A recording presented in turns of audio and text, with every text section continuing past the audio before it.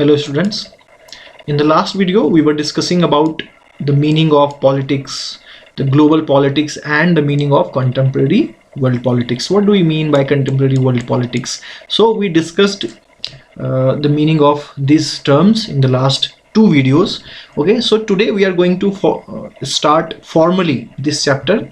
Okay, that is the era of the Cold War era. Okay, so the major topics that we are going to cover in this chapter, that is Cuban Missile Crisis, what is the Cold War, and then the emergence of two power blocks, arenas of Cold War, challenges of bipolarity and new international economic order, India and the Cold War, arms control treaties. ठीक है, तो आज बच्चों हम पहला जो topic है वो डिस्कस करेंगे, Cuban missile crisis. So let's start. तो क्यूबन मिसाइल क्राइसिस को बच्चों हम समझें उसके पहले हमें थोड़ा सा पीछे जाना पड़ेगा, थोड़ा सा बैकग्राउंड समझना पड़ेगा. ठीक है, तो सेकेंड वर्ल्ड वॉर के बारे में थोड़ा सा जो है एकदम रिकैपिचुलेट करेंगे. ठीक है, बहुत ही ब्रीफली. सेकेंड वर्ल्ड वॉर जो हुआ था बच्चों, उसमें दो मेजर ग्रुप थे, that is allied forces and axis forces. ठीक है, तो एलाइज इनको बोलते थे मित्र राष्ट्र, और ये थे, इनको बोलते थे हिंदी में धुरी राष्ट्र. ठीक है, इसमें थे यूएसए, मेजर जो कंट्रीज थे. वैसे कंट्रीज बहुत सारे थे इन दोनों ग्रुप्स में, बट जो मेजर थे, जिन्होंने ये ग्रुप बनाया सबसे पहले, USA, United kingdom, USSR and France. ठीक है, ये चार मेन प्लेयर्स थे इसके. एक्सिस फोर्सेस के ये चार मेन थे, इटली, जर्मनी एंड जापान. ठीक है, वॉर इनके बीच हुआ. ठीक है, तो ये जो है बस ये सिंबल दिखा रहा है कि इनके बीच में कुछ ना कुछ युद्ध हुआ. ठीक है, जीते कौन? तो एलायंस जीत गए. ठीक है, ये जीत गए, ये ग्रुप जीत गया था, और ये जो है ये डिफीट हो गए थे. ठीक है, axis powers were defeated, Italy, Germany and Japan. ठीक है, और इस युद्ध का अंत हुआ था जब यूएसए ने जापान पे एटॉमिक बॉम्ब गिराया था. हिरोशिमा एंड नागासाकी पे 2 एटॉमिक बॉम्ब जो है इसने गिराया, और उसके साथ जापान ने सरेंडर कर दिया, and second world war ended with that surrender. Okay, so ये था कि सेकेंड वर्ल्ड वॉर क्या था, कौन से ग्रुप थे. 39 से लेके 95 तक ये चला. ठीक है, अब आगे बढ़ते हैं बच्चों. ठीक है, तो ये समझते हैं, ये 2 फोटोग्राफ्स हैं, इसको थोड़ा ऑब्जर्व कीजिए, क्योंकि ये कुछ मैसेज दे रहे हैं जिससे कि आपको समझ में आएगा कि क्या हो रहा है. ठीक है, American soldiers raising the US flag during the battle of टूजीमा, जापान. ठीक है, जापान में जो है कोई लड़ाई हुई थी उसमें 23 Feb 1945, मतलब युद्ध खत्म ही होने वाला था उस समय. ठीक है, और यहाँ पर क्या है ये देखिए, सोवियत सोल्जर्स मतलब यूएसएसआर, जो आज का प्रेजेंट रशिया है. ठीक है, रेजिंग द यूएसएसआर फ्लैग, है ना, वो यूएसएसआर का फ्लैग जो झंडा है उसको जो है फहरा रहे हैं राइक्सटैग पे, building in Berlin, Germany in May 1945. ठीक है, ये फैब का है और ये मई का है. ठीक है, राइक्सटैग जो था ना वो जर्मनी का पार्लियामेंट बिल्डिंग था. क्या था? पार्लियामेंट बिल्डिंग था. ये आपने 9th में पढ़ा भी होगा थोड़ा सा, है ना, हिस्ट्री की बुक में. उसके बाद सो कंक्लूजन क्या है, देखिए, एक जगह जो है यूएसएसआर अपना फ्लैग जो है वो फहरा रहा है, दूसरी जगह जो है यूएसए. ठीक है, जापान में.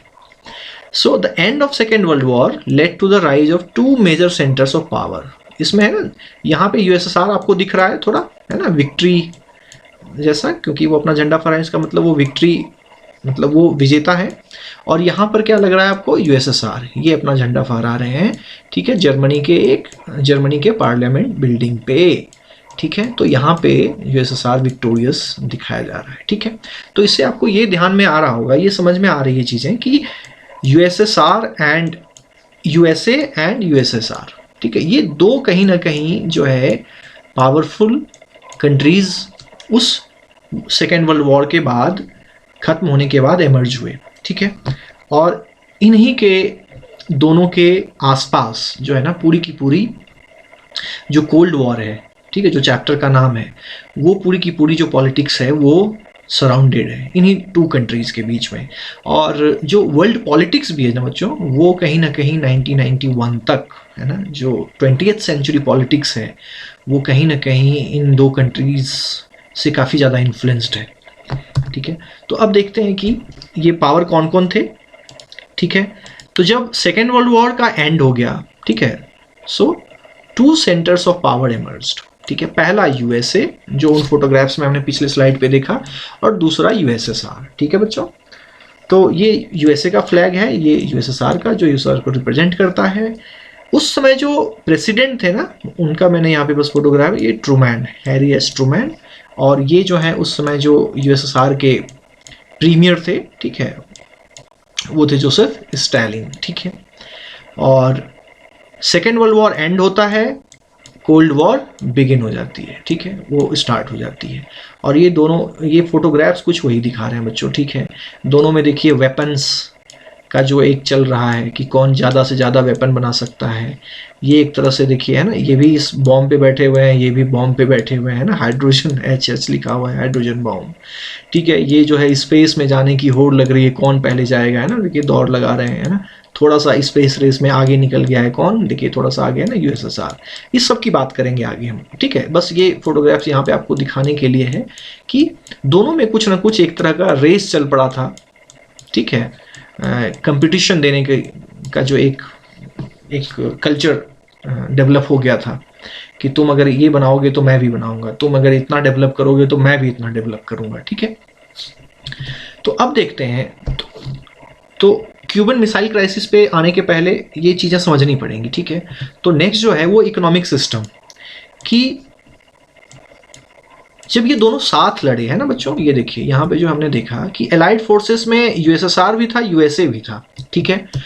तो जब ये साथ लड़े सेकेंड वर्ल्ड वॉर में, लेकिन जब वॉर खत्म हो गई तो फिर इन दोनों में इतना कंपटीशन क्यों, इस तरह की लड़ाई क्यों, इतना मनमुटाव क्यों, ठीक है। तो वो लड़े तो साथ में जरूर, लेकिन मनमुटाव पहले भी था। और जब सेकेंड वर्ल्ड वॉर एंड हो गई ना, उसके बाद ये जो सारा जो एक टेंशन था यूएसए एंड यूएसएसआर के बीच में, वो अब दिखने लगा, ठीक है, वो खुलकर आने लगा। वो क्यों आने लगा, उसके पीछे एक ये रीजन है, ठीक है।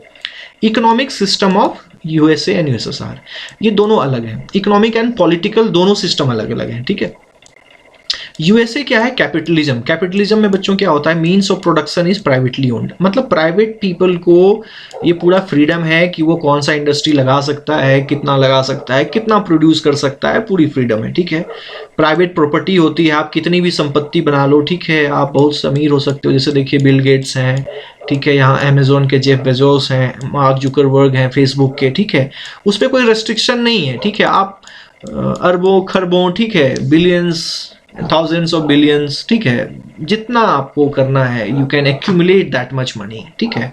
Nobody is going to question you, but वो लीगली होना चाहिए, इलीगल मीन से नहीं होना चाहिए, ठीक है। फ्री मार्केट है, कोई रोक टोक नहीं है, ठीक है, कौन क्या बेच रहा है, कितना बेच रहा है, ठीक है, ये सारी चीज़ें। प्रॉफिट मोटिव्स, प्रॉफिट कमाने पे जो है वहाँ पे फोकस रहता है कि कौन कितना प्रॉफिट कमा सकता है लीगली, ठीक है। Freedom of choice, freedom of choice है, कौन सा बिजनेस करना चाहता है, नहीं करना चाहता है, कोई काम ये करना चाहता है, नहीं करना चाहता, आपको इसमें इंटरेस्ट नहीं, आप दूसरा काम करो, ठीक है। लिमिटेड गवर्नमेंट, गवर्नमेंट का जो इंटरफेरेंस है ना, कि गवर्नमेंट लोगों के ट्रेड अफेयर्स में, इन सब में बहुत कम इंटरफेरेंस करती है। यूएसएसआर का क्या है कि state government is the owner of production, है ना, कि जो भी फैक्ट्रीज हैं, लैंड है, उन सब का ओनर कौन है, वो गवर्नमेंट होगी, वो आप नहीं होंगे, पीपल नहीं होंगे, प्राइवेट प्रॉपर्टी नहीं है, ठीक है। वहाँ पे no private property. Planned development, वहाँ पे फिक्स होता है कि अगले 5 साल हम इतना प्रोड्यूस करेंगे, ठीक है, इतने ही अमाउंट में करेंगे, उसकी प्राइस यही होगी, फिक्स रहेगा। फुल्ली गवर्नमेंट कंट्रोल, गवर्नमेंट का कंट्रोल काफ़ी ज़्यादा रहता है लोगों पे, लोगों के पास फ्रीडम कम होती है। और ये जो एक फोटोग्राफ यहाँ पे दिखाया जा रहा है बच्चों, ये जो है ना, ये दिखाया जा रहा है कि दोनों एक दूसरे को किस नज़र से देखते हैं, ठीक है। सो ये देखिए कैपिटलिज्म, मतलब यूएसए के सिस्टम को डिस्क्राइब्ड बाय कैपिटलिस्ट। कैपिटलिस्ट वो खुद कैसे डिस्क्राइब करते हैं कि वहाँ पे सभी मनी अर्न कर रहे हैं, ठीक है, सबको कुछ ना कुछ शेयर मिल रहा है। कैपिटलिज्म को डिस्क्राइब सोशलिस्ट, मतलब यूएसएसआर वाले कैसे डिस्क्राइब कर रहे हैं कि वहाँ पे एक ही कम्युनिटी जो है, एक ही ग्रुप अर्न कर रहा है दूसरे से छीन कर, है ना। देखिए ये बंदूक है, इससे पैसा ले रहा है, इसको कुछ नहीं मिल रहा, इसको कुछ नहीं मिल रहा, सिर्फ ये जो है माला माल हो रहा है, सिर्फ इसको पैसे मिल रहे हैं। सोशलिज्म डिस्क्राइब्ड बाय मतलब ये यूएसएसआर वाले अपने सिस्टम को खुद कैसे देखते हैं, बताते हैं कि देखिए इक्वालिटी है, मतलब सबको एक एक डॉलर मिल रहा है ना, एक एक डॉलर नहीं, मतलब जो भी है ये मनी, तो सबको समान रिसोर्स मिल रहा है ना, देखने में बड़ा अच्छा लगता है, अच्छी बात है। लेकिन सोशलिज्म को देखिए, कैपिटलिज्म यूएसए वाले कैसे देख रहे हैं, है ना, डिस्क्राइब्ड बाय कैपिटलिस्ट, ठीक है, कि इसका जो पैसा है वो ये स्टेट जो है वो, ये देखिए बंदूक दिखा के इससे छीन रही है, ठीक है, मतलब जो इसका है ना, क्योंकि यहाँ पे प्राइवेट प्रॉपर्टी नहीं है, तो आपके पास अगर कोई पैसा है, लैंड है, तो वो क्या करती है, ये छीन लेती है गवर्नमेंट, ठीक है। तो यूएसए वाले ऐसे देखते हैं सोशलिज्म को, यूएसएसआर को, और यूएसएसआर वाले जो है ऐसे देखते हैं ये वाला, ठीक है, यूएसए के सिस्टम को कुछ इस तरीके से देखते हैं, ठीक है।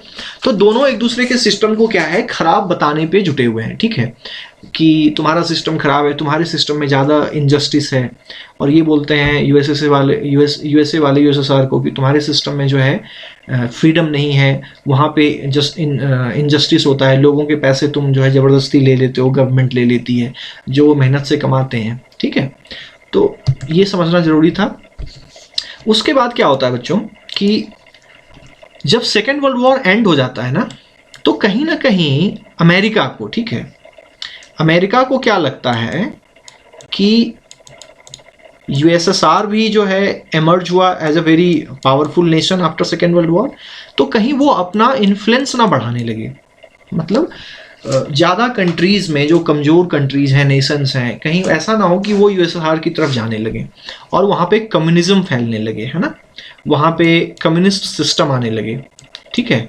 तो डॉक्ट्रिन ऑफ ए कंटेनमेंट आया, ठीक है, इसको प्रपोज्ड किया एक अमेरिकन डिप्लोमेट थे जॉर्ज एफ कैनन ने, ठीक है, और इसको एडॉप्ट किया फॉर्मली किसने, हैरी एस ट्रूमैन, जो प्रेसिडेंट थे यूएसए के, ठीक है। तो कंटेनमेंट ये क्या था कि it's a geopolitical strategic foreign policy, इसमें नहीं जाना है टेक्निकल ये जार्गन में, ठीक है बच्चों, ये बस मैंने लिखा हुआ है, इसमें आपको ये ध्यान रखना है कि ये पॉलिसी था जो किसके द्वारा शुरू किया गया, यूनाइटेड स्टेट्स के द्वारा। ये पॉलिसी क्या बोलती है, containment of the Soviet union in the 1940s। Containment का मतलब बच्चों क्या होता है ना, तो यहाँ पे है देखिए, to prevent the spread of communism after the end of world war second. Containment का सीधा मतलब है किसी चीज को फैलने से रोकना, ठीक है, ठीक है बच्चों। तो सेकेंड वर्ल्ड वॉर के एंड होने के बाद ये यूएस की एक पॉलिसी बन गई कि हमें यूएसएसआर का जो सिस्टम है कम्युनिज्म का, है ना, कि सब कुछ वहाँ की स्टेट ओन करेगी, प्राइवेट लोगों को उतनी फ्रीडम नहीं होगी, प्राइवेट प्रॉपर्टी नहीं होगी, तो वो कैपिटलिज्म के बिल्कुल अगेंस्ट था। तो यूएसए को कहीं ना कहीं ये डर लगा कि इसके फैलने से क्या होगा, हमारे ऊपर खतरा हो जाएगा, ठीक है। तो इसलिए उन्होंने एक पॉलिसी अपनाया कि हम अब ये कंटेन करेंगे, मतलब यूएसएसआर के फैलने को रोकने की कोशिश करेंगे, यूएसएसआर के इन्फ्लुएंस को, ठीक है, दूसरे देशों में फैलने से रोकेंगे। और तो ये हो गया डॉक्ट्रिन ऑफ कंटेनमेंट, जो गिवन बाय, जो दिया गया किसके द्वारा, जॉर्ज एफ कैनन, ठीक है। अब इसको एडॉप्ट करते हैं कौन, हैरी एस ट्रूमैन, अपने एक स्पीच में, वो नेक्स्ट पे है, ठीक है। उसको बोलते हैं ट्रूमैन डॉक्ट्रिन। क्या बोलते हैं, ट्रूमैन डॉक्ट्रिन, क्योंकि ये ट्रूमैन इनका नाम था, तो इन्होंने वो डॉक्ट्रिन को शुरू किया, इसीलिए इसको बोलते हैं ट्रूमैन डॉक्ट्रिन, एडॉप्ट किया बेसिकली, ठीक है। सो मेन ऑब्जेक्टिव क्या था, देखिए वही चीज, to contain Soviet geopolitical expansion during the cold war. ये जियोपॉलिटिकल छोड़ दीजिए, इसको नहीं समझ में आ रहा है तो ठीक है, इसको अभी रहने दीजिए। सीधा to contain the Soviet expansion, मतलब कि यूएसएसआर का जो इन्फ्लुएंस है वो उसके आसपास के जो नेबरिंग कंट्रीज हैं उसमें फैल ना सके, ठीक है, ज़्यादा, ठीक है, तो उसको रोकना है, बस यही इसका ऑब्जेक्टिव था ट्रूमैन डॉक्ट्रिन का, ठीक है। अब इसके लिए क्या करते थे, ठीक है, he place to contain the communal uprising in Greece and Turkey. जैसे ग्रीस जो एक कंट्री है और टर्की एक कंट्री है, वहां पे क्या हुआ कि यूएसएसआर ने जो है अपना इन्फ्लुएंस बढ़ाने की कोशिश की, ठीक है, लेकिन ट्रूमैन ने क्या किया, ये प्लेज किया कि अब हम जहां भी, जिस कंट्री में भी कम्युनिस्ट इन्फ्लुएंस बढ़ेगा वहाँ पर हम सपोर्ट करेंगे वहाँ के दूसरे लोगों को जो उसको सप्रेस करेंगे। मतलब यूएसएसआर के कम्युनिस्ट अपराइजिंग को धीरे धीरे क्या करेंगे, उसको हटाएंगे। ठीक है, इसके लिए वो क्या करते थे, उन कंट्रीज़ को पैसे की मदद करते थे, मिलिट्री मदद करते थे। ठीक है, मतलब आर्मी की मदद करते थे भेजकर। ठीक है, तो ये इन्होंने अडॉप्ट किया कि जिस तरीके से भी हो, ठीक है, इनडायरेक्टली हम उन कंट्रीज़ की मदद करेंगे ताकि वो कंट्री यूएसएसआर के इन्फ्लुएंस में ना आए। ठीक है, तो ये जो स्पीच दिया ट्रूमैन ने, ठीक है, उसी को start of the cold war भी माना जाता है। ये तुरंत ही दिया था, ठीक है, ऑन 12 मार्च 1947। ठीक है, ज़्यादा दिन नहीं हुए थे, 2 साल हुए थे सेकेंड वर्ल्ड वॉर के एंड होने के बाद। ठीक है, तो यहाँ से फॉर्मली जो है कोल्ड वॉर की बिगनिंग हो जाती है। तो उसी को बच्चों ये इसमें एक स्टोरी बोर्ड में दिखाया गया है, यही चीज़ है कि ट्रूमैन डॉक्ट्रिन क्या है। ठीक है, अब देखते हैं कि डॉक्ट्रिन ऑफ कंटेनमेंट क्या है। ठीक है, क्योंकि ये जो है ना कंटेनमेंट, ये काफ़ी एक बेसिक एलिमेंट है कोल्ड वॉर का। ठीक है, तो शुरू करते हैं। देखिए, ये है हैरी एस ट्रूमैन, इधर यूएसए है और इधर स्टालिन। ऑब्वियसली यूएसएसआर जो है ईस्ट में है वर्ल्ड मैप पे। ठीक है, और ये यूएसए जो है वेस्ट में है, इसीलिए मैंने इधर रखा है। तो सिंपल सा जो है देखते हैं कि क्या मतलब है। डॉक्ट्रिन जो हमने अभी डिस्कस किया पीछे है ना, टेक्निकल जो सेंटेंसेस थे लिखे हुए इंग्लिश में, ठीक है, उसको अगर हम अपनी भाषा में जो है ना, जो एक इनफॉर्मल लैंग्वेज होता है उसमें बात करते हैं, तो स्टालिन ये बोल रहा है कि ट्रूमैन भाई, कम्युनिज्म को तो मैं पूरी दुनिया में फैला के रहूँगा। ठीक है, और पूरी दुनिया को लाल रंग से रंग दूंगा, है ना, क्योंकि यहाँ पे रिवॉल्यूशन हुआ था रशिया में, है ना, और रिवॉल्यूशन का जो कलर है वो लाल होता है। और इनका जो वो भी था, क्या कहते हैं, फ्लैग में भी जो है रेड कलर है, तो इसीलिए लाल जो है ना, इनका कलर जो है एक सिंबल बन गया था। ठीक है, तो स्टालिन जो था वो ये चाह रहा था कि मैं दुनिया में अपना प्रभाव अब क्या करूं, बढ़ाऊं, है ना। तो जो भी रशिया के निकट आसपास नेबरिंग कंट्रीज हैं उसमें ये सोच रहा था कि मैं अपना इन्फ्लुएंस बढ़ाऊं और उनको अपने पक्ष में लाऊं। ठीक है, अपने सपोर्ट में लाऊं। तो इधर से ट्रूमैन साहब ये बोलते हैं, व्हाट्सअप स्टालिन भाई, इन्होंने कहा कि देख भाई, लक्ष्मण रेखा खींच दी है मैंने। ठीक है, यहाँ पे लक्ष्मण रेखा को मैंने बस एक मेटाफर के रूप में यूज किया बच्चों। ठीक है, बस आपको समझाने के लिए। ठीक है, तो कोई रिलीजियस सेंस इसका मत लीजिएगा।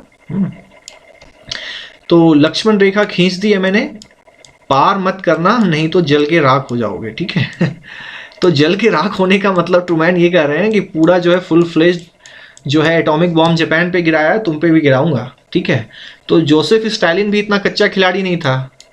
ठीक है, तो वो उसने भी क्या किया, गुपचुप तरीके से उधर डेवलप करना शुरू कर दिया था उसने एटॉमिक बॉम्ब। ठीक है ना, और उसके बेसिस पे ही सबसे पहले उसने पावर एक्यूमुलेट कर लिया था, एटॉमिक बॉम्ब डेवलप कर लिया। ठीक है, तब जाके वो धीरे धीरे ये स्टेप्स ले रहा था, है ना। ये देखिए, ये धीरे धीरे जो एरो दिख रहा है ना, ये एरो ये ईस्ट की तरफ एक्सपैंड करना चाह रहा था। ठीक है, तो अब आगे बढ़ते हैं। तो उसी डॉक्ट्रिन को ये रिप्रेजेंट कर रहा है बच्चों। ये भी देखिए, है ना, ये स्टालिन साहब हैं, और ये धीरे देखिए इधर से, है ना, ये इधर से, ये इधर यूरोप के जो कंट्रीज हैं इनमें अपना क्या करना चाह रहा है, एक्सपेंशन करना चाह रहा है। ये देखिए, ये इसका सिंबल है। ठीक है, देखिए यहाँ पे क्वेश्चन मार्क का मतलब ये है कि यहाँ पे अब कौन होगा, यूएसए होगा, यूएसएसआर होगा, कौन होगा, क्योंकि अब यही दो एमर्ज हुए हैं। यूएसए तो उधर है नॉर्थ अमेरिकन कॉन्टिनेंट में, तो वो थोड़ा दूर है। यहाँ ये लैंड रशिया जो है वो यूरोप से सटा हुआ है। ठीक है, लैंड कॉन्टिन्यूटी है, लैंड बाउंड्री है इसकी यूरोप से। तो धीरे धीरे, है ना, ये देखिए, ये कार्टून ये बताने की कोशिश कर रहा है कि धीरे धीरे यूएसएसआर जो है वो अपना एक्सपेंशन कर रहा है, किधर, यूरोप में, है ना।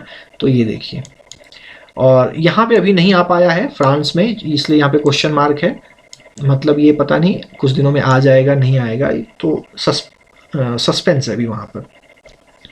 अमेरिका इसको कैसे देख रहा है, कम्युनिज्म को, यूएसएसआर को वायरस ऑफ कम्युनिज्म। देखिए, ये इसको वायरस समझ रहे हैं। देख रहे हैं कोरोना वायरस किस तरह से फैल रहा है अभी तो ट्रूमैन साहब जो है उस समय यूएसएसआर को यूएसएसआर का जो सिस्टम है उसमें कम्युनिज्म को वायरस समझते हैं, और ये ट्रूमैन डॉक्ट्रिन ये आ गए हैं इसको रोकने के लिए, ठीक है। ये फ्रांस में इन्होंने ये एक टैंक ला दिया है, जर्मनी में टैंक लेकर आ गए हैं कि यहाँ पे आओगे तो भाई तुम्हें जो टैंक से भून दिया जाएगा, है ना, ठीक है। तो ये एक जो है थोड़ा सा फनी वे में कंटेनमेंट को हम समझ सकते हैं इस तरीके से, ठीक है। तो जो क्यूबन मिसाइल क्राइसिस है बच्चों, उनके मेजर एक्टर्स कौन है, कौन वो प्लेयर्स हैं जो उस समय इस क्यूबन मिसाइल क्राइसिस के गेम को खेल रहे हैं, ठीक है, वो देखते हैं। तो पहले हैं जॉन एफ कैनेडी, दूसरे हैं फिडेल कास्ट्रो, और तीसरे हैं हमारे Nikita Khrushchev. John F Kennedy कौन थे उस समय, प्रेसिडेंट ऑफ यूएसए। बच्चों ये ध्यान में रखना, ये 1962 में हुआ है शायद, ठीक है। तो ये हो गया प्रेसिडेंट ऑफ यूएसए, और ये हो गया प्राइम मिनिस्टर ऑफ क्यूबा, और ये हो गया प्रीमियर ऑफ यूएसएसआर, ठीक है। इनके सिस्टम को थोड़ा सा यहाँ पे समराइज कर लेते हैं। ये क्या है, डेमोक्रेसी। इकोनॉमिक सिस्टम क्या है, कैपिटलिज्म। क्यूबा क्या है बच्चों, ये नेक्स्ट स्लाइड पे देखेंगे इसका लोकेशन क्या है, ये यूएसए के आसपास ही है, ठीक है। यहाँ पे भी क्या हुआ, कम्युनिस्ट हो गया, यहाँ पे भी एक रिवॉल्यूशन हुआ, और वहाँ पे जो इलेक्टेड गवर्नमेंट थी उसको हटाकर जो कम्युनिस्ट लीडर थे वहाँ के, तो चूंकि कम्युनिज्म का वहाँ पे जो कम्युनिस्ट लीडर थे फिडेल कास्ट्रो, वो वहाँ के हेड बन गए, और चूंकि कम्युनिज्म सिस्टम यहाँ पे आ गया, इसलिए चूंकि यूएसएसआर कम्युनिज्म को प्रमोट कर रहा था, तो ऑब्वियसली ये इनको क्या करेंगे, सपोर्ट करेंगे। तो निकिता क्रुश्चेव ने अपना पूरा सपोर्ट जो है फिडेल कास्ट्रो को दिया, ठीक है। और निकिता क्रुश्चेव तो यूएसएसआर के उस समय प्रीमियर थे, कम्युनिस्ट शासन था वहाँ, कम्युनिज्म था, ठीक है। तो अब यही होगा कि ये चूंकि डेमोक्रेसी है, कैपिटलिज्म है, और इसके पास में एक कंट्री है क्या, क्यूबा, और क्यूबा में कम्युनिज्म आ गया, और कम्युनिज्म आने के बाद क्यूबा को कौन सपोर्ट कर रहा है, यूएसएसआर। तो ऑब्वियसली यूएसए को क्या लगेगा, डर लगेगा अब, है ना, क्योंकि उसके पास में, बिल्कुल उस कंट्री के पास में ही क्या है, नेबर में ही एक कम्युनिस्ट कंट्री जो है वो आ गई। तो अब देखते हैं कि इसका लोकेशन क्या है बच्चों। ये देखिए, ये है इसका लोकेशन, ये है हमारा यूएसए, और ये देखिए एक आइलैंड कंट्री है क्यूबा, ये देखिए, ठीक है। तो काफ़ी पास में है। पहले यूएसएसआर यहाँ पर था, है ना, तो यहाँ से यूएसए पे अटैक करना थोड़ा सा डिफिकल्ट था, लेकिन अब ये क्या कर सकते हैं, ये क्यूबा इसका जो है फ्रेंडली कंट्री हो गया, है ना, फ्रेंड हो गया। तो कहीं ना कहीं अब ये क्यूबा को सपोर्ट करके यहाँ पे क्यूबा अपनी ज़मीन को यूज़ करने दे सकता है यूएसएसआर को अपने फ़ायदे के लिए, है ना, और जिससे कि यूएसए को क्या लगेगा, अब डर लगेगा, ठीक है। और यही डर जो है ना, यही फियर कि यूएसएसआर जो है क्यूबा को यूज करेगा यूएसए पे अटैक करने के लिए, ये डर ही, ये फियर ही जो है ना क्यूबन मिसाइल क्राइसिस का मेन रीजन था। अब देखते हैं क्या है वो, इसमें ही इसके टाइटल में ही ये रीजन क्लियर है। कैसा क्राइसिस था, मिसाइल का क्राइसिस था। इसका मतलब ये है कि यूएसएसआर ने क्या किया बच्चों, कि क्यूबा में कई मिसाइल्स लाकर लगा दिए, ठीक है, वो भी एटॉमिक न्यूक्लियर वेपन मिसाइल। तो उससे क्या हुआ, देखिए कि यूएसएसआर यूएसए का जो है ना इतना एरिया, ये जो लास्ट सर्कल दिख रहा है आपको डायमीटर, ये पूरा का पूरा जो एरिया है ना, ये इसके अंदर जितने भी हैं, ठीक है, ये पूरा एरिया यूएसए का, वो अब यूएसएसआर के मिसाइल के रेंज में आ गया। मतलब अब यहाँ से जो क्यूबा है, यहाँ से कोई मिसाइल अगर दागी जाएगी, छोड़ी जाएगी यूएसएसआर की, तो वो पूरे यूएसए को लगभग नष्ट कर सकती है, यहाँ तक कि पूरे नॉर्थ अमेरिका को, यहाँ देखिए कनाडा भी यहाँ तक। तो ये रेंज दिखा रहा है कि क्यूबा में जो मिसाइल तैनात किए गए किसके द्वारा, यूएसएसआर के द्वारा, वो यूएसए को किस हद तक नुकसान पहुंचा सकते हैं। ये कुछ उन साइट्स के फोटोग्राफ्स हैं बच्चों जो यूएसए ने ट्रेस किए थे कि कहाँ पर मिसाइल हैं, ठीक है, क्यूबा में उन्होंने सैटेलाइट से ट्रैक किया था ये, और उसी के बेसिस पे उन्होंने ये कंक्लूजन निकाला कि क्यूबा में यूएसएसआर ने मिसाइल तैनात किए हैं जिससे कि यूएसए को खतरा है, और उसी समय से उन्होंने प्लानिंग शुरू कर दी कि इन मिसाइल्स को कैसे हटाया जाए। और यही जो प्रोसेस है मिसाइल क्राइसिस के रूप में इमर्ज होता है, ठीक है। तो उस समय के कुछ ये हेडलाइंस हैं, ठीक है, न्यूज़पेपर हेडलाइंस। देखिए यूएस ब्लॉकेड्स क्यूबा, क्यूबा को ब्लॉक कर दिया है, टेल्स रशिया ले ऑफ, ठीक है। And Khrushchev offers to scrap Cuban base, ठीक है। Russia says blockade step to nuclear, देखिए धमकियां क्या है ना, कि यूएसए ने जो ब्लॉकेड लगाया है, that's a step to nuclear war, ठीक है। तो उस समय दुनिया जो है एक दूसरे कहिए कि परमाणु युद्ध की तरफ बढ़ रहा था, और अगर ये हो जाता तो काफ़ी नुकसान होता पूरे विश्व का, ठीक है। Khrushchev orders removal of missiles, ultimately missiles को रिमूव किया गया। Russia warns US of nuclear war, देखिए रसिया फिर से डरा रहा है कि न्यूक्लियर वॉर होगा, as first test of blockade nears, है ना। ब्लॉकेड को टेस्ट भी कर रहे थे ना, कि तुम ब्लॉक करोगे कोई बात नहीं, मैं फिर भी जाऊंगा क्यूबा, है ना। उन्होंने ब्लॉकेड का मतलब यहाँ पे ये बच्चों की यूएसएसआर से जो शिप्स आ रही थी मिसाइल्स को लेकर, वेपन्स को लेकर क्यूबा, उनको रास्ते में ब्लॉक कर दिया गया, रास्ते से जाने नहीं दिया जा रहा था, ठीक है। और उसी में जो है रशिया ये धमकी दे रहा है, ठीक है, कि न्यूक्लियर वॉर हो जाएगा, ठीक है। Kennedy orders blockade of Cuba as Reds build nuclear bases there. Reds का मतलब यहाँ पे वही जो लाल कलर मैंने बोला ना, रशिया को रिप्रेजेंट, यूएसएसआर को रिप्रेजेंट करता है। US will sink defiant arms ship, US ये बोल रहा है कि जो भी आर्म्स शिप उधर से आएंगे और जो हमारी आज्ञा को नहीं मानेंगे, ऑर्डर को, हम उन्हें डुबो देंगे, है ना, विल सिंक, ठीक है। Blockade ultimatum to Khrushchev move those missiles, ठीक है, जो मिसाइल्स उन्होंने क्यूबा में लगाए उनको वहाँ से मूव करो, ठीक है। तो कैनेडी भी जो है अल्टीमेटम दे रहे थे। तो उस समय निकिता क्रुश्चेव थे वहाँ पे, यूएसएसआर के प्रीमियम, है ना। यहाँ पे देखिए क्रुश्चेव ऑर्डर्स, है ना, क्रुश्चेव थे वहाँ पे। तो बैकग्राउंड क्या था, बैकग्राउंड बच्चों जो हमने डिस्कस किया अभी वही मैं बस इसको इस डायग्राम से, यूएसएसआर ने क्या किया यहाँ पे, यहाँ से देखिए यूएसएसआर यहाँ पे है, ठीक है, उसने मिसाइल को लाके यहाँ पे लगा दिया, कहाँ पे, क्यूबा में, ठीक है।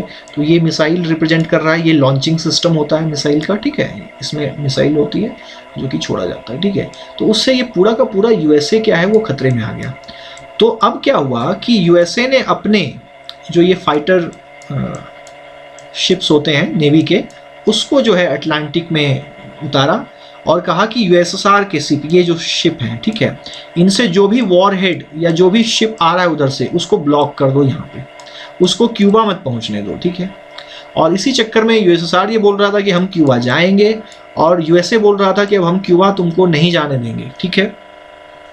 यही हो गया ब्लॉकेड ऑफ क्यूबा, मतलब रास्ता ब्लॉक कर दिया गया, और दोनों में अब ठन गई, ठीक है। दोनों न्यूक्लियर वेपन स्टेट थे, दोनों के पास एटम बॉम्ब थे, ठीक है। तो अब दोनों का ईगो जो है वो क्लैश करने लगा कि अच्छा तुम मुझे रोकोगे, मैं तो जाऊंगा ही उधर। ये बोलता है तुम आगे दिखाओ, ठीक है, फिर बताता हूँ मैं तुम्हें ठीक है। तो इस तरह की चीज़ें हो गई, और यही था क्यूबन मिसाइल क्राइसिस। तो अल्टीमेटली खैर देखते हैं कि क्या हुआ। ऑब्वियसली लड़ाई नहीं हुई, ठीक है, तो वो देख लेते हैं। यूएसए ने क्या किया कि ऑर्डर कर दिया उसको ब्लॉक करने का, क्यूबा को, ठीक है, जो भी शिप यूएसएसआर से आ रही हैं उसको ब्लॉक करने का, ठीक है। और यूएसएसआर ने जो मिसाइल क्यूबा में ऑलरेडी कुछ वहाँ पे तैनात की थी, ठीक है। अल्टीमेटली दोनों में ये कन्फ्रंटेशन चलता रहा, और फिर बातचीत हुई थोड़ी बहुत, ठीक है, और अल्टीमेटली ये डिसाइड हुआ कि दोनों वॉर नहीं करते हैं। क्रुश्चेव ने भी क्या किया, यूएसएसआर ने अपने शिप वहाँ से हटा लिए, क्यूबा से मिसाइल हटा लिया, ठीक है। और फिर ये क्यूबन मिसाइल क्राइसिस धीरे धीरे खत्म हुआ। ये 13 डेज चला था बच्चों, 13 दिनों तक जो है वर्ल्ड में काफ़ी वहापोह की स्थिति थी कि पता नहीं कल क्या हो जाएगा, ठीक है। इस पर एक मूवी भी बनी है 13 डेज। तो 13 दिन के लिए रोज़ लगता था कि कुछ हो जाएगा, जैसे अभी कोरोना में लग रहा है ना, पता नहीं कल क्या हो जाए, वैक्सीन आए ना आए, है ना। तो कुछ इसी तरह की स्थिति बन गई थी। So both sided decided to avoid war, and Soviet ships slowed down, धीरे हो गई और टर्न बैक, वो पीछे मुड़ गई और लौट गई, ठीक है। क्योंकि ये पता था दोनों को, दोनों लड़ेंगे तो दोनों खत्म हो जाएंगे, है ना बच्चों। तो ये था क्यूबन मिसाइल क्राइसिस। अब समझते हैं कि कोल्ड वॉर का मतलब क्या है, ठीक है बच्चों। तो आपने देखा कि क्यूबन मिसाइल क्राइसिस में क्या हुआ कि दोनों एक दूसरे को धमकी देते रहे कि मैं जाऊंगा, ये बोल रहा है तुम नहीं जाओगे, मैं रोकूंगा, यहाँ पे जो मिसाइल है उसको हटाओ, ठीक है। तो वही यहाँ पे उसको थोड़ा फनी वे में रिप्रेजेंट करने की कोशिश की मैंने। तो ये ट्रूमैन साहब ये बोल रहे हैं इसको, कौन है हमारे स्टालिन साहब, कि अगर तूने एक कदम और बढ़ाया तो शरीर की 206 की 206 हड्डियां तोड़ डालूंगा, ठीक है। तो हमारे स्टालिन साहब बोलते हैं खामोश ट्रूमैन, वो गिदड़ भभकी ना दे, एक भी हड्डी तोड़ के दिखाओ तो मान जाऊं, है ना। तो कोल्ड वॉर का मतलब ये होता है कि दोनों एक दूसरे को बस दे रहे हैं, मैं तुम्हारी टांगे तोड़ दूंगा, वो बोल रहा है तुम आओ मैं तुम्हारे हाथ तोड़ दूंगा, लेकिन दोनों लड़ नहीं रहे हैं दोनों में फिजिकल फाइट नहीं हो रही, कॉन्टैक्ट बिल्कुल नहीं हो रहा है, ठीक है, बस बातों से लड़ रहे हैं, ठीक है। क्योंकि दोनों को ये लग रहा है कि दोनों भाई हम इक्वली पावरफुल हैं, तो कोई जीत नहीं पाएगा, तो क्यों ना जो है बस बातों ही बातों में लड़ें, ठीक है। तो कोल्ड वॉर का सिंपल सा यहाँ पे ये मतलब है, ठीक है। कोल्ड, वो कोल्ड रह गया, हॉट नहीं हो पाया। हॉट वॉर ये देखिए जैसे कि हमारे बैटमैन है ना, डिशुम डिशुम होता रहता है ना, कॉमिक अगर आपने पढ़ा हो कॉमिक्स, ठीक है, तो उसमें होता था ना इस तरह से, ये इस तरह से पैर लग रहा है तो डिशुम यहाँ पे लिखा रहता था, है ना, धाए धाए कुछ इस तरह से, है ना तो हॉट वॉर का मतलब होता है डायरेक्ट फाइट, मतलब लड़ाई हो गई बिल्कुल, है ना, किसी को ज़्यादा चोटें आएंगी, किसी को कम आएंगी, और नो डायरेक्ट फाइट, मतलब आपस में नहीं, बस ये गिदड़ भभकी चल रही है, दोनों एक दूसरे को डरा रहे हैं, ठीक है। ये बोल रहा है 206 हड्डियां तोड़ दूंगा, ये बोल रहे हैं एक भी तोड़ के दिखा, है ना, बस बट लड़ नहीं रहे कोई, है ना। तो ये हो गया कोल्ड वॉर का मतलब, ठीक है बच्चों। अब देखते हैं इसी को कि कोल्ड वॉर का यहाँ पे क्या मतलब था। वो तो हमने देख लिया कि फिजिकल डायरेक्ट फाइट नहीं हुई, लेकिन दोनों के बीच कुछ हो रहा था। दोनों के बीच क्या था, कंपटीशन चल रहा था, ठीक है। ये हो गया यूएसएसआर और ये यूएसए, ये कैनेडी है, ये स्टालिन है। राइवलरी, है ना, टेंशंस चल रहे थे, टेंशन था, फिजिकल लड़ाई नहीं हो रही थी, ठीक है। सीरीज ऑफ कन्फ्रंटेशन, कहीं आसपास बिल्कुल आ गए कि लग रहा है अब लड़ाई हो जाएगी, कन्फ्रंटेशन उसको बोलते हैं, कि बिल्कुल है ना दोनों तरफ की सेनाएं खड़ी हो गई, है ना, आपस में इतना ज़्यादा बात बढ़ गई कि अब लगा हो जाएगा, लेकिन लड़ाई हुई नहीं, ठीक है। तो जैसे कि क्यूबन मिसाइल क्राइसिस में ऐसा लगा कि दोनों बिल्कुल आमने सामने हैं और अब परमाणु युद्ध, एटॉमिक वॉर छिड़ जाएगा, न्यूक्लियर वॉर, लेकिन ऐसा हुआ नहीं, ठीक है। तो उसको बोलते हैं कन्फ्रंटेशन, जब लड़ाई ना हो लेकिन टेंशन बहुत ज़्यादा बढ़ जाए, आमने सामने जो है दोनों पक्ष आ जाए। और आइडियोलॉजिकल कॉन्फ्लिक्ट बच्चों, ठीक है, आइडियोलॉजी मैंने पढ़ा ना, यहाँ पे कम्युनिज्म है, यहाँ पे कैपिटलिज्म है, तो दोनों एक दूसरे से अलग हैं आइडियोलॉजी के मामले में। तो इसी को देख लेते हैं थोड़ा सा एग्जाम्पल। कंपटीशन में क्या हुआ कि स्पेस रेस, ठीक है, रशिया ने क्या किया कि सबसे पहले एक सैटेलाइट भेज दिया, स्पुतनिक, है ना, और यूएसए नहीं भेज पाया। तो इससे यूएसए को ये लगा कि यार मैं कैसे पीछे रह गया, है ना। तो ये जो दौड़ दिखाया जा रहा है ना, ये देखिए यहाँ पे, ये एक टाइम मैगजीन है यूएसए की, वो दिखा रहा है रेस फॉर द मून, है ना, कि कौन मून पे पहले पहुंचेगा। यूएसएसआर एंड यूएसए में लगा हुआ है रेस। ये भी देखिए यूएसएसआर थोड़ा सा आगे बढ़ गया इस मामले में, है ना, सैटेलाइट को भेजने में स्पेस में, तो यूएसए थोड़ा पीछे रह गया। तो ये जो कार्टून है वो ये दिखा रहा है, ठीक है। फिर ये दिखा रहा है कि यूएस फाइनली सक्सेसफुल हो जाता है मून पे फर्स्ट मैन को लैंड करने में, ठीक है, अपोलो मिशन से, है ना, first man on the moon, man walk on moon, ठीक है। मैन एंटर्स स्पेस, ये यूरी गागरिन थे, है ना, ये पहली बार जो है स्पेस में एंटर किया था इन्होंने एक स्पेस शटल में। Russia sends first earth satellite around the world at 18,000 mile per hour, ठीक है। तो क्या हुआ कि जब फर्स्ट सैटेलाइट यूएसएसआर ने भेज दी, तो यूएसए को लगा कि यार मैं तो पीछे रह गया, है ना, तो मुझे भी उस समय जो है आइजनहावर वहाँ के प्रेसिडेंट थे, और तब उन्होंने नासा का जो है इस्टेब्लिशमेंट किया, ठीक है। तो इससे जो है स्पेस रेस छिड़ गया, किसके बीच में, एक competition between USA and USSR. Second, arms race, कौन कितने वेपन बना सकता है। क्योंकि सबसे पहले एटम बॉम्ब जो है वो यूएसए ने बनाया था, ठीक है। तो यूएसएसआर को ये लगा कि अगर मैं नहीं एटम बॉम्ब बनाऊंगा तो कहीं जापान जैसी स्थिति मेरी ना कर दे यूएसए बाद में, है ना। तो इन्होंने भी चुपके चुपके जो है एटॉमिक बॉम्ब बनाना शुरू किया और अल्टीमेटली बहुत ज़्यादा बॉम्ब बना लिया, है ना। Russia has atomic bomb, Truman says set off atom blast, ठीक है। तो ये कुछ उस समय के न्यूज़पेपर की कटिंग्स हैं और ये डेटा देखिए दिखाता है बच्चों कि किस तरह से एटॉमिक बॉम्ब का जो स्टॉक है यूएसए यूएसएसआर के बीच में किस तरह से बढ़ा। देखिए 1960 तक, है ना, 1950 तक में जो है वो काफ़ी कम था यूएसएसआर के पास। देखिए यूएसएसआर थोड़ा थोड़ा डेवलप ही कर रहा था, लेकिन अगर 70 में आ जाइए तो ये देखिए, है ना, ये यूनाइटेड स्टेट्स का है ब्लू वाला और ये जो रेड वाला है ये किसका है, यूएसएसआर का। और फिर 80s 85 में देखिए इसने यूएसए से ज़्यादा एटॉमिक बॉम्ब बना लिए थे, ये देखिए। और फिर ये धीरे धीरे दोनों ने कम करना शुरू किया। 90 की बात करें तो 90 में सबसे ज़्यादा, ये देखिए पीक पे है बिल्कुल, है ना। तो ये देखिए थाउजेंड्स में है, ये देखिए अगर पीक की हम बात करें तो ये 40,000 के आसपास जा रहा है, 40,000 एटॉमिक बॉम्ब्स, है ना। 2 एटॉमिक बॉम्ब में सोचिए क्या स्थिति हो गई थी जापान की। ये 40,000 बॉम्ब हैं लगभग दोनों के पास, 40,000 और ये यूएसए के पास 30,000, 70,000 बॉम्ब्स, एटॉमिक बॉम्ब। सोचिए क्या होगा उस अर्थ का अगर ये युद्ध हो जाता है ना यूएसए और यूएसएसआर के बीच में। मिसाइल्स, ठीक है, बॉम्ब को भेजा कैसे जाएगा कंट्री में, तो मिसाइल बनानी पड़ेगी ना, तो मिसाइल का डेवलपमेंट स्टार्ट हो गया था, ठीक है।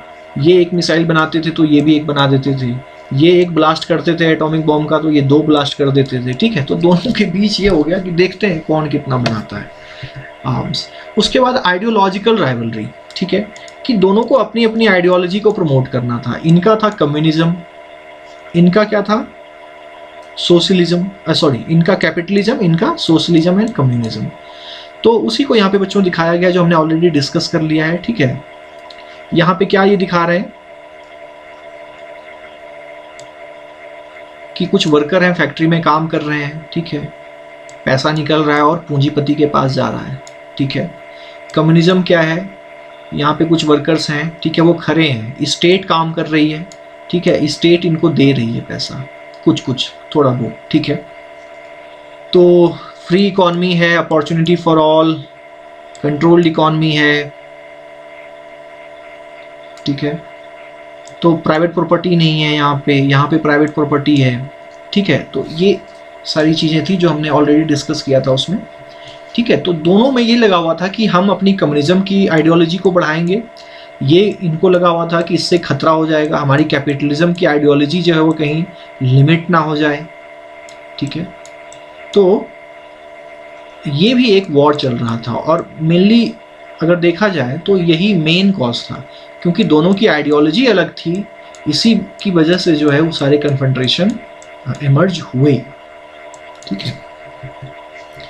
सो कोल्ड वॉर कोल्ड ही क्यों रह गया, हॉट क्यों नहीं हुआ, क्यों ना डायरेक्ट फाइट हो गया, क्यों नहीं न्यूक्लियर वॉर छिड़ गया उनके बीच में, है ना।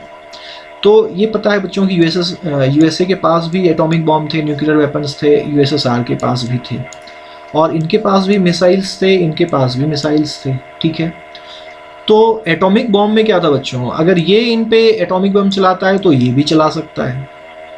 तो इसमें अगर दोनों युद्ध करते तो दोनों के लिए जो है ये न्यूक्लियर वॉर, हॉट वॉर मतलब लड़ाई हो जाना, it would have been like a suicide for both countries, mutual destruction, दोनों एक तरह से सुसाइड करते, है ना।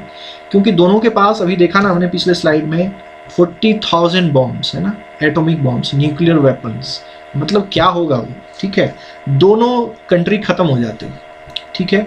तो उससे क्या मिलता, तो दोनों ने ये सोचा कि अपने लोगों को टोटली डिस्ट्रॉय करके जीत हार का कोई मतलब नहीं रहेगा। जब ये न्यूक्लियर वॉर होगी तो कोई जीतेगा नहीं, कोई हारेगा नहीं, ठीक है, दोनों देश खत्म हो जाएंगे, कोई बचेगा ही नहीं, ठीक है। इसलिए दोनों ने क्या किया, डायरेक्ट लड़ाई नहीं की कभी, वो पीछे पीछे कंपटीशन, राइवलरी कि कौन स्पेस में आगे बढ़ सकता है, कौन मिसाइल ज़्यादा बना सकता है, ठीक है, कौन इकोनॉमिकली ज़्यादा स्ट्रॉन्ग हो सकता है, इस तरह की चीज़ें करते रहे, ठीक है। तो इसी लॉजिक को बोलते हैं द लॉजिक ऑफ डिटरेंस। कि जब दोनों देशों को ये लगे कि हम दोनों देश खत्म हो जाएंगे, अगर दोनों में युद्ध हुआ तो खत्म हो जाएंगे, ठीक है। लेकिन डिटरेंस में एक खास बात यह है कि जैसे यूएसए ने एटॉमिक बॉम्ब डेवलप किया तो यूएसएसआर ने भी डेवलप किया, जिसकी वजह से डिटरेंस आया। नहीं तो अगर इनके पास नहीं होता एटॉमिक बॉम्ब तो यूएसए जरूर इन पे अटैक कर देता, या यूएसए के पास एटॉमिक बॉम्ब नहीं होता तो यूएसएसआर इन पे अटैक कर देता। क्यों? क्योंकि तब ये लगता कि ये इनसे कमजोर है। लेकिन चूंकि दोनों के पास न्यूक्लियर वेपन्स हैं, मिसाइल्स हैं, तो दोनों को ये लग रहा है कि नहीं, अगर मैं अटैक करूंगा तो इनके पास भी वेपन है, इनसे भी अटैक, तो इसी को कहते हैं डिटरेंस, ठीक है, लॉजिक ऑफ डिटरेंस। तो इसका मतलब ये हुआ कि both have the capacity to retaliate against the an attack, ठीक है, कि अगर ये अटैक करता है तो ये भी अटैक कर सकता है, इसके पास उतनी कैपेसिटी है, ठीक है। So the deterrence prevents war, ये युद्ध तो नहीं होने देता deterrence, but not the rivalry between powers, है ना, बट उनके पास जो उनके बीच जो कंपटीशन है उसको नहीं रोकता है, वो चलता रहता है, ठीक है, कि ठीक है तुम डेवलप करो और चीज़ों में, ठीक है। युद्ध नहीं होने देता लेकिन कंपटीशन को नहीं रोकता है, इसलिए जो है आर्म्स रेस हुआ, स्पेस रेस हुआ, ये सारी रेस इनके बीच में हुए, ठीक है। तो इस वीडियो में यहीं तक रहने देते बच्चों। नेक्स्ट में जो है वो जो फिर टॉपिक्स हैं, इमरजेंस ऑफ 2 ब्लॉक्स, वो कौन कौन से थे उसकी बात करेंगे, ठीक है, उनमें कौन कौन कंट्रीज थे, वो कब बनी, ठीक है। तो तब तक के लिए आप इस वीडियो को देखिए और थोड़ा समझिए कि क्यूबन मिसाइल क्राइसिस क्या है, या कुछ नहीं समझ में आया है तो बात करिए, ठीक है। मैं फिर से कोशिश करूँगा, अगर कुछ समझ में नहीं आया है तो उसको समझाने की, ठीक है। तब तक के लिए बाय, थैंक यू।